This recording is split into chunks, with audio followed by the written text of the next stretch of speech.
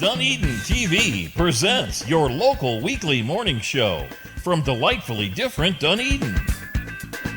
This is Good Morning Dunedin. This week on Good Morning Dunedin, the City of Dunedin's new Emergency Operations Center, the E.O.C, is open. The city is also hosting its dedication for the artistic bus shelter titled Celebration, located at Main and Douglas. The spacecraft art installation is traveling to Dunedin for the month of May and the first 2 weeks of June, which aims to create a sense of community and encourage people to create together. Artist John Rieben steps into the art corner to showcase his solo exhibit at the Dunedin Fine Art Center. We talk with Kevin Naylor about the new E.O.C that doubles as the city's fire safety training facility. And lastly, musical guest Seven Nations performs from the Scottish American Society to raise money for the Repurpose Project. All of this and more is coming up this morning on Good Morning Dunedin. Welcome back to your weekly Dunedin news source on Dunedin's art, music, culture, and business scene. I'm your host, Justin Gattaccio, and I'm here with my co-host, Caitlin Hart. Good morning, Caitlin. Good morning, Justin. So thank you all for tuning in, whether on the City of Dunedin's Facebook, YouTube, Instagram, or on our local Dunedin TV cable channels 15 and 639. However you found us today, thanks for watching. I hope everybody had a great week. So big news for the City of Dunedin. The new Emergency Operations Center is open and operating. The E.O.C was built in response to the hurricanes that hit Dunedin in 2017. City Manager Jennifer Bramley saw a hole in the city's emergency response operation and has worked for 4 years to create a facility that citizens can resource in case of emergency. Later in the show, we'll talk with the Division Chief of Training at the Dunedin Fire Department, Kevin Naylor, to learn more about everything that this new center provides for Dunedin's residents. In other news, Senator Marco Rubio's office is holding virtual mobile office hours for Pinellas residents next week. So if you're looking for assistance with federal agencies or have any federal level questions, you can reach out to them. Federal level questions include immigration, Medicare, IRS banking, Social Security, military VA, or federal legislative issues. Virtually meet your local staff and learn about the services Senator Rubio's office can offer his constituents via Skype video chat. Registration for mobile office hours is through Eventbrite. The office will be happy to have a member of their staff speak with you. Should you have any questions, you can contact their office directly at 813-947-6288. The large dog area of Achieva Dog Park is temporarily closing for renovations. It will be closed from May 10th to June 1st. The small dog area will remain open. Dunedin residents with large dogs can use this closure as an opportunity to explore other dog-friendly areas in the city. So Honeymoon Island's Dog Beach is a good choice, and it's open from 8 a.m. to sunset daily. Dogs are allowed on the Pet Beach, located at the southernmost tip of the island, and they're also allowed on the Nature Trail. In all areas, dogs need to be kept on a 6-foot handheld leash at all times. Dogs are also allowed at Hammock Park and need to be leashed as well. From 4 p.m. to 6 p.m. at the Dunedin Youth Guild Park, dogs are allowed to roam freely without a leash. So dogs are also welcome along the Pinellas Bike Trail, Edgewater Park, and Caladesi Island Campground. They again need to be leashed at all times to ensure the safety of people and animals. The City of Dunedin is hosting a dedication for the Celebration art installation at the bus stop on the corner of Main and Douglas. The dedication is next Friday, May 7th at 10 a.m.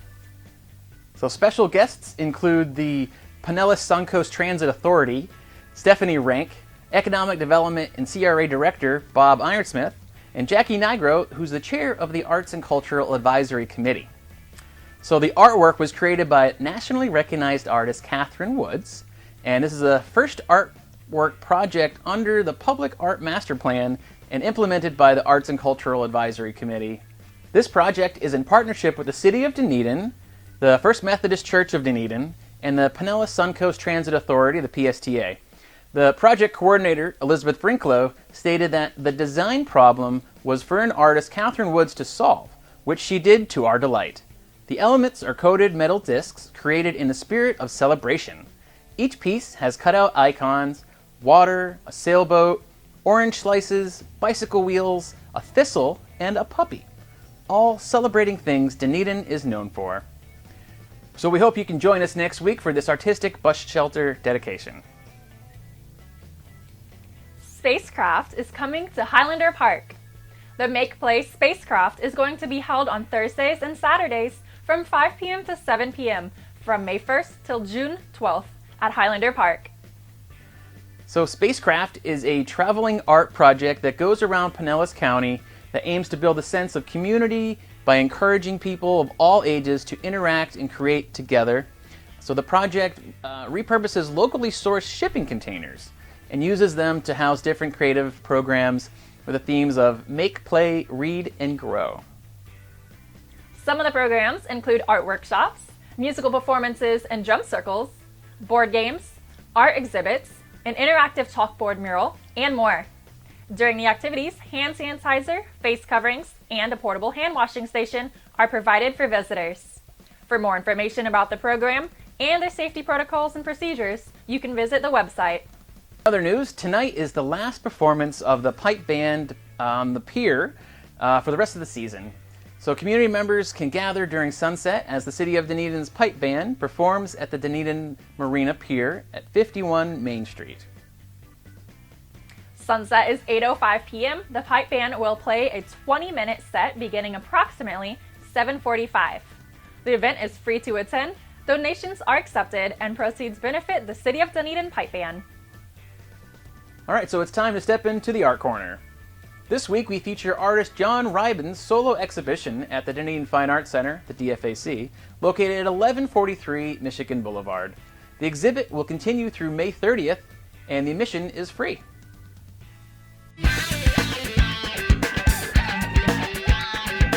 I am John Rieben, and I have been a painting student here at the center for about 10 years. As a designer, I drew all the time, and I've always drawn, so I considered painting an extension of drawing and adding ideas and color. Initially, I was doing color abstracts. I used 3 miles of painter's masking tape to get good straight lines. After a bit, that got a bit boring. And from there, I went into faces. I've always liked to draw faces. And I'm sure I did over 150 24 by 24 inch faces. Everyone was different. I had no intent of copying anybody or any personality. It was just what happened, just what came out on the canvas. When I was a student, I never listened in my art history classes. I didn't learn anything.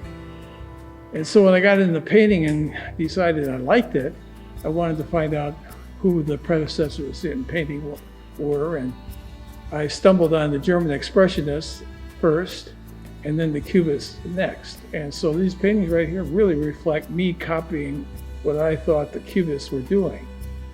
And I think the moral here is when you're in an art history class, you ought to listen and keep your eyes open. I get up in the morning and go to my studio. It's my job. If I miss a day at the studio, I feel deprived. I think there might be 2 kinds of people who do art, people who look at it and appreciate it. I'm sure there's some overlap there, of course. I can't imagine anyone ignoring art entirely. There's so many forms of art, it has to cover the whole spectrum of humanity. When I look at my own work, I can see development, and that makes me feel very good. And the exciting thing is, what's going to happen next? Dunedin's very fortunate to have this facility here. I think it may be the best of this type in the country. Well, just as an advertisement for the center, anyone who has leisure time should come here and try their hand at painting or drawing, because you don't have to be good at it. You just do it. It's fun. And when you start doing it, you can't quit. It just takes over your life, and it's a good life. Good morning, Dunedin. John's artwork is really amazing, and community members should take advantage of this free admission through the end of May. Earlier today, I caught up with Kevin Naylor over at the E.O.C. to talk about everything emergency and fire training safety. Let's take a look. Welcome to the E.O.C. here in Dunedin. We're here with Kevin Naylor, the Chief of Training for the Dunedin Fire Department. Welcome to the show, Morning, Kevin. Justin. Thank you. Can you give us a little brief background about who you are in your position here with the city? Sure, yeah. I took over about 6 months ago as the Division Chief of Training here, basically focused on fire training and qualifications for our firefighters. I'm also the safety officer for the fire department. Great. Yeah. You're doing a great job. Thank you. Thank you. Can you tell us a little bit about what the E.O.C is? What is an emergency operating center? Sure. The Emergency Operations Center works in basically in states of emergency. I mean, it sounds redundant, but in a hurricane situation or a civil unrest or anything that would require the city to shut down normal services, department heads, city leaders would come to this one central location to help maintain city services for the residents, basically. And so this is a new facility that Yes. we've recently finished, and it's kind of been a project put on by the city manager, Correct. Jennifer Bramley, Yes. in response to 2017 when Irma hit, and we really didn't have a very good E.O.C. It was like a temporary E.O.C. Yeah, we had an E.O.C. at the time, but everything was separated a little bit. The fire chief and emergency operations were separate from the city manager. We didn't really have a central location. So this kind of brings everybody together. It improves communication and just makes everything more efficient. Yeah, and you guys have resources here where you've got like overnight cots for people to stay, because really you can't leave here once an emergency hits and there's an emergency state of emergency declared. So that would just enable everybody to come in. Actually, I'm one of the communications essential employees, so Absolutely. when a hurricane hits, I would be here. Yes. Helping live stream messages from the mayor and the city manager, the fire chief, that kind of thing. Absolutely. You Absolutely. know, hopefully we never have to actually do this, because that means there's an emergency and hurricane. Have you guys had any instances of using this facility yet? I know we're in a pandemic, but it's a little different. Correct. Yeah, we haven't used it. We haven't used it in the capacity of Emergency Operations Center. We have used it as a vaccine site. When vaccines were rolled out, we were able to utilize this building, and we do currently perform some fire training operations out of the classrooms in this building as well. Oh, good. And I know that the Fire Station 62 is right next door. Yes, sir. And so you were able to use this facility for training. Like this room in particular is like a training where you've got kinds of monitors and setups for laptops and things like that. Absolutely. We could do classroom training in here to reinforce what we're doing out on the fire ground outside. So what else is here at the E.O.C? Give us a little bit of a virtual tour. Sure. Well, it's set up like you said. In the instance of a state of emergency, we would bring everybody in here and house them. So we do have beds that we can assemble and run. One of the classrooms, it's utilized as a classroom, but an emergency center, we would use it as a bedroom. There's a full kitchen, a fully functional kitchen with a stove, freezer, refrigerator, just like you'd have at home. Within each, there's two major classrooms. There's a large one that we're in. There's a smaller classroom, so we can run city meetings in this building outside of emergency situations. We could just run. IT department has city building meetings in here. They do the public safety committee meeting. They run that out of here. Okay. And even the fire pension board meeting has been held here. So we can run a lot of meetings through here. So it's got multi-uses outside of the once or twice a year we might need it for a storm. Oh, good. And then of course my favorite part is we run it as the fire training center. So I'm out here all year long, and we operate it. We operate it for that as well. Well, this is a great new facility. I noticed on the roof there's solar panels. Yes. So that's a green initiative. And then I'm sure it's well insulated. And, Oh yeah, yeah. It's built to withstand hurricane rated. It runs fully solar, so all the lights that we have on here right now, it's fully solar. There's no on-grid electric. If there's no sun, and obviously if the solar panels aren't generating anything, we do have a diesel generator. We also have the ability to pull off the grid electric if we need it. So at night or during heavy cloud cover. What should residents expect from the E.O.C? Now, this isn't an emergency shelter for residents. I know that. Correct. So what exactly should residents think of this building as? Sure. What this is it's continuity of service for the residents in the case of a storm.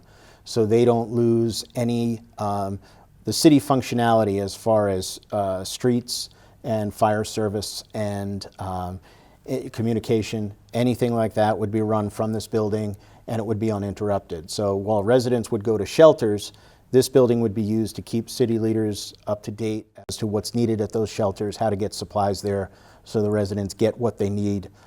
If for whatever reason they had a medical emergency, we would dispatch emergency services from this center if the county was not being able to dispatch. So they wouldn't, it's basically a continuity of service in a storm situation. We do a lot of fire training. Obviously, the benefit of having a building like this isn't just for the firefighters. Fire training has to get recorded for ISO for insurance purposes, which then goes back to benefit the residents. So this facility allows us to get more training hours. It improves the ISO rating, and that kind of gets passed on. So on top of making the firefighters more efficient at what they do because they get to practice more regularly, it actually, by recording that, we actually pass it on through insurance benefits. So it's kind of a win-win that way. And we train out here every day. As actually, there's going to be the ladder truck's going to be training out here today as well. They're going to be doing some ladder truck evolutions. So crews come out here fairly regularly, not just in the classroom, but out on the training grounds. Well, great. Well, thanks for coming on the show, Kevin. Is there anything else you'd like to add? No, I think that's it. Thank you for having me, and good morning, Dunedin. Before we hear our musical guests, Seven Nations, I want to thank John Rieben, Kevin Naylor, and of course, I want to thank you, wherever you are, for joining us. Reach out to us on the City of Dunedin's social media to share your story. Seven Nations performs for charity from the Scottish American Society. To learn more about where to see live music, visit gotonight.com. Please remember to be kind to one another and to stay safe out there, everybody. Caitlin. Good morning, Dunedin. And now our musical guests, Seven Nations. Ladies and gentlemen, please welcome back on the stage, Seven Nations!